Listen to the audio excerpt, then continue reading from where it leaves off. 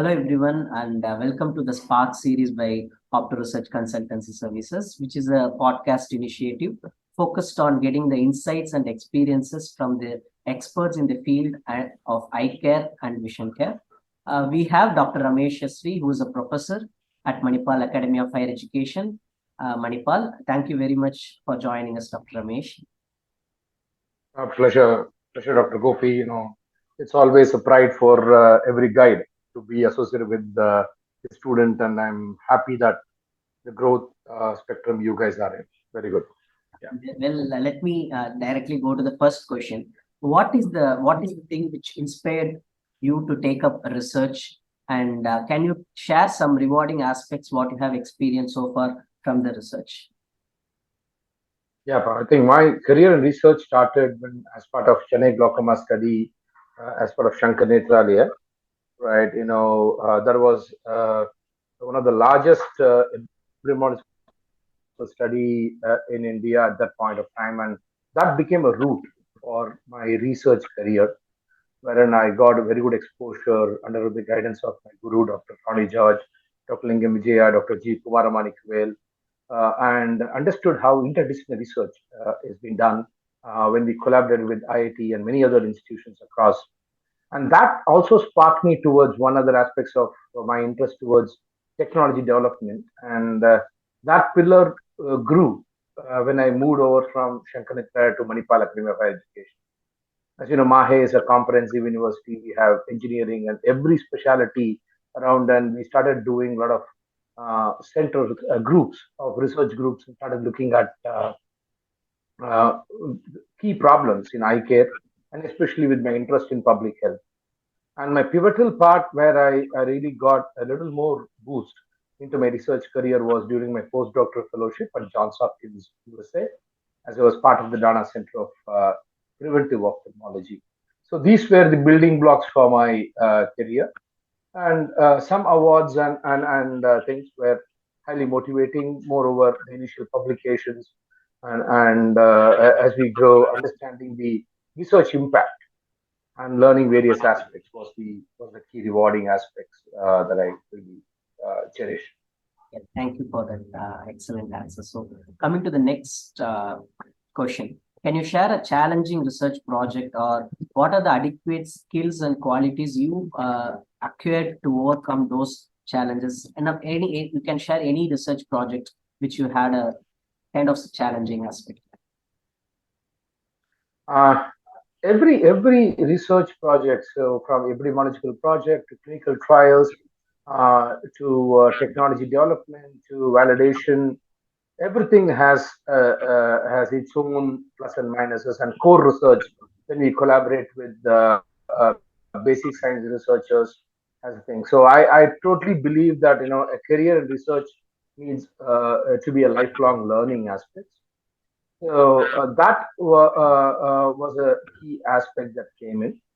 So to basically look at when you start when I started engaging myself into a journey towards addressing public health needs through innovation and technology, because I truly see that when we, as part of Chennai glaucoma study and many other studies we had, when I moved into Manipal, I had around 50 publications where we highlighted the importance of glaucoma and its prevalence in India. But if you really look at it, transformation that into everyday practice it was not really happening. The impact at the ground level was not as expected as in any Western country. But if you really look at a technology, say an OCT or a portable technology that can make affordable changes, then the behavior of both all stakeholders, like clinicians, patients, everything is changed. So I took this as a very promising aspects, because if say another 20 years down the lane, when we look back, what kind of uh, uh, you know journey that one would have taken, according to me, was okay. From core research and epidemiology research, I totally went into an aspect of technology, and that was a very important challenge, because you are getting to a domain that you're not trained in, and you need to really start reading and start engaging with interdisciplinary research groups. So one of the key challenges I would say is, we need to networking and establishing interdisciplinary research groups, interdisciplinary team, and other aspects from skill sets. I would say, I started understanding the importance of patents and IPR for a growing country, with the focus from the central government also being Atmanirbhar Bharat and a startup culture. It is very important for me to understand that my research has to move from a terminology they use, like publish or perish, to patent, publish, and prosper kind of an insight. So that those were some key aspects, and I hope this was thing. So instead of taking a specific research project, I'm broadly giving you how I align my vision to impact community and public health, reaching the 1.4 and growing billion population in India and globally the 8 billion population. How technology is a very good tool to transform practices, to engage and connect the clinician and the patient, and improve the health status of a community. So that is where my 2 cents of information. So in fact, you have answered my next follow-up question. How do you really approach collaboration? So I think before I go to the next question, I should congratulate your team for bagging the innovative awards last month, and I wish you a team all the very best. So coming to the next question, these are all going to be general things, like how do you stay updated on your research trend, especially in your research field? And follow question will be, what is the future research in your field, including the emerging trends and technologies? Yeah. So the first and foremost thing is, is the building blocks of research starts with the clear understanding of your core research methodologies and your understanding of statistics and things. But today the understanding data science has become a huge area, and learning to understand big data and things like that is always a necessity. So say for example, a decade earlier, if you know to use to 2 decades earlier, knowing to you getting into a word file and doing a PowerPoint was a necessity for every researcher. Then it changed to, no, you should also learn to use package softwares like SPSS and other things and do statistics. But today, programming becomes a key, right? So though I have not core learned any key programming languages, but I do understand the architecture, how it works, how a big data works. So these are areas where it is so nice to keep updated. Today, in an era where answering your question on how do you keep updated, today is an era where knowledge is available on a click of a button, right? So I take up. There are beautiful courses in our government thing like Swayam, and Coursera courses I take, right? And I am also getting into entrepreneurship and building an enterprise. There is a lot of mentoring. I was part of DST Lockheed Martin training program where it was offered by Stanford University, where there was almost 2 months of rigorous training on to how to build an enterprise and what are the key aspects from a medical technology related one, right? So I keep reading on one aspects of these feel good books or philosophy range books a little, looking at, okay, how an administration should be, what should be a vision as a leadership. So leadership skills are one thing that I spend about, say, 10 to 15% of my reading, but majority of the reading goes into the core aspects of technology development, regulatory aspects, and core aspects of translation research. What I piggyback or more believe in my interdisciplinary collaborators is core science guys. So when I collaborate with my colleague Dr. Shon Raj or with researchers like Dr. Virpai here, they read more deep, right? So For example, I have my friend Mr. Pradeep and team who are into AI. So I don't go understand and do my research on AI. Say, for example, my current technology is towards virtual reality, right? I do not go engage myself in understanding the spatio-visual aspects of binocular vision because those are core science researchers for doing. So what I do is my way of work is more translational.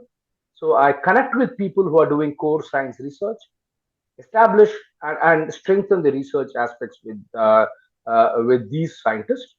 And as a researcher, I help in translating because if you look at it, technology, the hard truth of any technology, it is like it is the bitter truth. We have to understand this science for somebody to become very good in. So if you take a perimetry being very high or any technology that is very popularly used, 20% in the initial phases of its of a startup or a technology is 20% is science, 80% is marketing and really packaging itself. So these are also very important as an techno entrepreneurial journey which I'm on, to not only look at, okay, I'm a researcher, I should not be looking at it. Okay, many researchers are doing this when they want to be only in that core area, that is well appreciated and respected. But I am a kind of a guy who wants to slightly wide open because my vision is to reach that 1.4 billion. Somebody has to make a product and take it to the billion population, right? So that is where I corely work on, and it is always so engaging to keep learning. And today it is so beautiful that we don't need to go to a physical class to learn, and there are a lot of online medias, and there are also interactive podcasts or interactive blogs.